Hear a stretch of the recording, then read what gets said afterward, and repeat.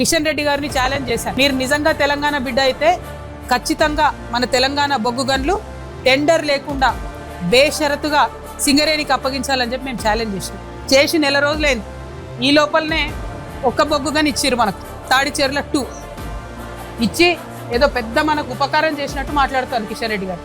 ఇంకా 17 పెండింగ్ ఉన్నాయి. మీరు దయచేసి బొగ్గు మంత్రిగా ఉన్నారు, ఆ 17 గనులు కూడా బేషరతుగా ఇవ్వండి. ఇవాళ మనం కొత్తగూడెంలో ఉన్నాం, మనుగూరులో ఉన్నటువంటి మైన్ 3 ఏళ్ల ఖతమవుతున్నది. దాని పక్కన మరి డిప్ సైడ్లో ఉన్నటువంటి మైన్ మనకు రావాలంటే కిషన్ రెడ్డి గారే సంతకం పెట్టాలి. మనకి ఇవాళ బయ్యారంలో ఉన్నది మైను, దాన్ని ఇంతవరకు ఓపెన్ చేయలేదు.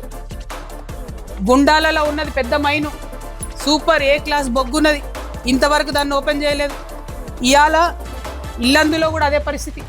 ఇవాళ కొత్తగూడెం భద్రాద్రి జిల్లాలో ఉన్న కొత్తగూడెం కానీ, అశరావుపేట కానీ, పినపాక కానీ, భద్రాచలం కానీ, ఈ అన్ని నియోజకవర్గాలకు సంబంధించి సింగరేణి అన్నం పెట్టేటటువంటి పరిస్థితి ఉన్నది. కానీ కేవలం భారతీయ జనతా పార్టీ చేస్తున్నటువంటి నిర్లక్ష్య వైఖరితోని, వాళ్ళు మనకు బొగ్గు గనులు ఇవ్వకపోవడంతో సత్తుపల్లి కావచ్చు అదే పరిస్థితి ఉన్నది. సో నేను ఇవాళ డిమాండ్ చేస్తూ ఉన్నాను కిషన్ రెడ్డి గారిని, ఒక్కటిచ్చి మీరేం గొప్పతనం చేస్తలేరు.